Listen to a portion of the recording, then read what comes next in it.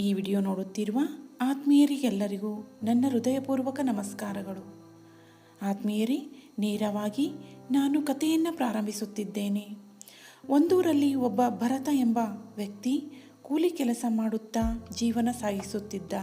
ಆದರೆ ಅವನಿಗೆ ಶಾಂತಿ ನೆಮ್ಮದಿ ಇರುತ್ತಿರಲಿಲ್ಲ. ಒಂದು ದಿನ ಕೆಲಸಕ್ಕೆ ಹೋದರೆ ಮತ್ತೊಂದು ದಿನ ಹೋಗುತ್ತಿರಲಿಲ್ಲ. ಕೆಲಸಕ್ಕೆ ಹೋಗದೇ ಇದ್ದಾಗ ಋಣಾತ್ಮಕ ಚಿಂತನೆಗಳನ್ನು ಮಾಡುತ್ತಿದ್ದ. ಬೇರೆಯವರ ಬಗ್ಗೆ ಮಾಡುತ್ತಿದ್ದ. ಅವನು ಎಷ್ಟು ವಿಚಾರ ಮಾಡಬಾರದೆಂದರೂ ತಪ್ಪು ವಿಚಾರಗಳನ್ನು ಮಾಡುತ್ತಿದ್ದ. ಇದರಿಂದ ಅವನನ್ನು ಯಾರಾದರೂ ಮಾತನಾಡಿಸಿದರೆ ರೇಗುತ್ತಿದ್ದ ಮತ್ತು ಸಿಟ್ಟಿಗೇಳುತ್ತಿದ್ದ. ಇನ್ನೊಬ್ಬರ ಬಗ್ಗೆ ದ್ವೇಷ ಅಸೂಯೆಗಳನ್ನು ಇಟ್ಟುಕೊಂಡಿದ್ದ. ಹೀಗಾಗಿ ಅವನ ಮನಸ್ಸು ಬಹಳ ಅಶಾಂತವಾಗಿತ್ತು. ತನ್ನ ಸ್ವಭಾವವೇ ತನಗೆ ಬೇಸರ ತರುತ್ತಿತ್ತು. ಅವನ ಸ್ವಭಾವವೇ ಅವನಿಗೆ ಬೇಸರವನ್ನುಂಟು ಮಾಡಿತ್ತು. ಇವುಗಳನ್ನು ಅಂದರೆ ಈ ಎಲ್ಲ ಗುಣಗಳನ್ನು ಹೋಗಲಾಡಿಸಲು ಅವನು ಶತಪ್ರಯತ್ನ ಮಾಡಿದ. ಆದರೆ ಅವನಿಗೆ ಸಾಧ್ಯವಾಗಲಿಲ್ಲ. ಇದನ್ನು ಕಂಡ ಅವನ ಗೆಳೆಯ ಊರಿನ ಹೊರಗಡೆ ಬೌದ್ಧ ಭಿಕ್ಷು ಇದ್ದುದನ್ನು ತಿಳಿಸಿ, ನಿನ್ನ ಎಲ್ಲ ಸಮಸ್ಯೆಗಳಿಗೆ ಅವರು ಪರಿಹಾರ ನೀಡುತ್ತಾರೆ, ಹೋಗು ಎಂದು ಹೇಳಿದ. ಭರತ ಬೌದ್ಧ ಭಿಕ್ಷುವಿನ ಹತ್ತಿರ ಹೋದನು. ತನ್ನ ಎಲ್ಲ ಸಮಸ್ಯೆಗಳನ್ನು ಗುರುವಿನ ಮುಂದೆ ಹೇಳಿಕೊಂಡ. ಗುರು ಬಹಳ ಬುದ್ಧಿವಂತ ಮತ್ತು ಆತ್ಮಜ್ಞಾನಿಯಾಗಿದ್ದರು. ತಮ್ಮ ಹತ್ತಿರ ಬರುವ ಎಲ್ಲ ಜನರ ಸಮಸ್ಯೆಗಳಿಗೆ ಪರಿಹಾರ ನೀಡುತ್ತಿದ್ದರು. ಗುರುಗಳು ಭರತನ ಎಲ್ಲ ಸಮಸ್ಯೆಗಳನ್ನು ತಿಳಿದುಕೊಂಡು ಅವನಿಗೆ ಹೇಳಲು ಪ್ರಾರಂಭಿಸುತ್ತಾರೆ. ಋಣಾತ್ಮಕ ಚಿಂತನೆಗಳು ಮೋಡಗಳಿದ್ದಂತೆ. ಅವು ಸ್ವಚ್ಛವಾದ ಶುಭ್ರವಾದ ಆಕಾಶವನ್ನು ನೋಡಲು ಅವಕಾಶ ಮಾಡಿಕೊಡುವುದಿಲ್ಲ. ನೀನು ನಿನ್ನಲ್ಲಿರುವ ಋಣಾತ್ಮಕ ಚಿಂತನೆಗಳನ್ನು ತೆಗೆದುಹಾಕಬೇಕೆಂದು ಯೋಚನೆ ಮಾಡುತ್ತಿದ್ದರೆ ಆ ಋಣಾತ್ಮಕ ಯೋಚನೆಗಳ ಮೂಲ ಕಾರಣವೇನು ಎಂಬುದನ್ನು ತಿಳಿದುಕೊಳ್ಳಬೇಕು. ಗುರು ಹೇಳುವ ಮಾತುಗಳು ಭರತನಿಗೆ ಸಂಪೂರ್ಣವಾಗಿ ಅರ್ಥವಾಗಲಿಲ್ಲ. ಆಗ ಭರತ ಹೇಳುತ್ತಾನೆ, ಗುರುಗಳೇ, ನನಗೆ ವಿಸ್ತಾರವಾಗಿ ತಿಳಿಸಿ ಎಂದ. ಆಗ ಗುರು, ನಾನು ಹೇಳುವುದು ನಿನಗೆ ತಿಳಿದಿದ್ದರೆ ಒಂದು ಕಥೆಯನ್ನು ಹೇಳುತ್ತೇನೆ, ಕೇಳು ಎಂದ.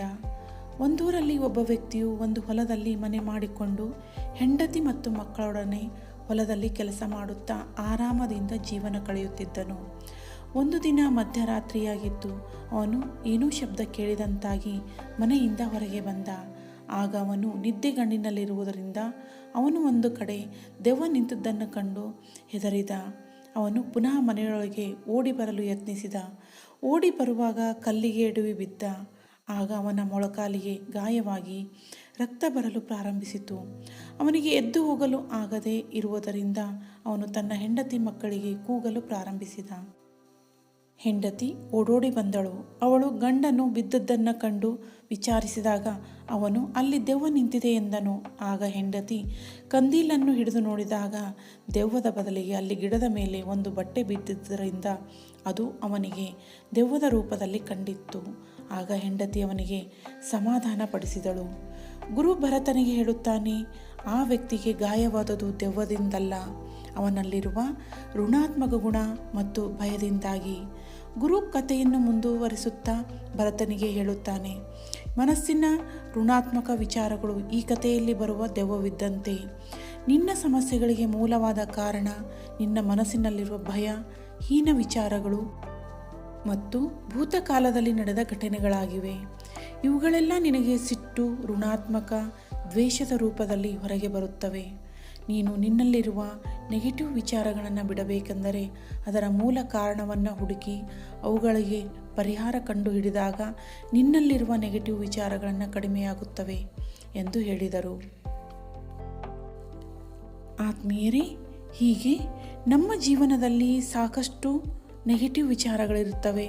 ಅವುಗಳನ್ನು ಹೋಗಲಾಡಿಸಲು ಮೊದಲು ನಾವು ಜಾಗೃತರಾಗಬೇಕು. ನಂತರ ನಾವು ನಮ್ಮ ವಿಚಾರ ಭಾವನೆಗಳ ಜೊತೆ ಜಾಗೃತರಾಗಿರಬೇಕು.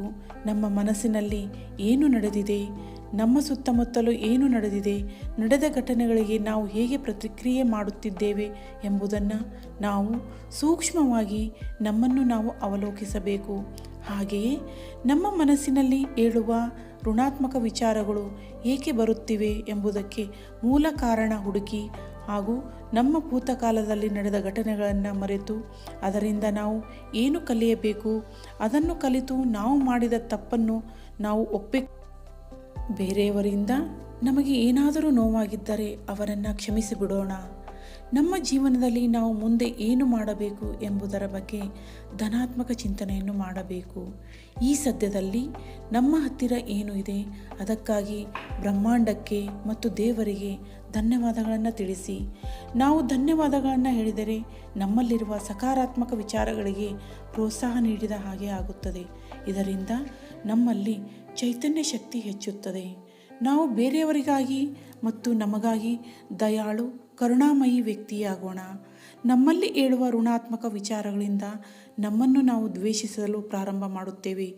ಆ ಸಂದರ್ಭದಲ್ಲಿ ದಯಾಗುಣವು ನಮ್ಮನ್ನು ನಾವೇ ಕ್ಷಮಿಸಿಕೊಳ್ಳಲು ಸಹಾಯ ಮಾಡುತ್ತದೆ. ಒಟ್ಟಿನಲ್ಲಿ ಈ ಕಥೆಯು ನಮಗೆ ಏನನ್ನು ಕಲಿಸುತ್ತದೆ ಎಂದರೆ, ನಕಾರಾತ್ಮಕ ವಿಚಾರಗಳು ಆ ದೆವ್ವದಂತೆ ಬರೀ ಭ್ರಮೆಯಾಗಿದೆ.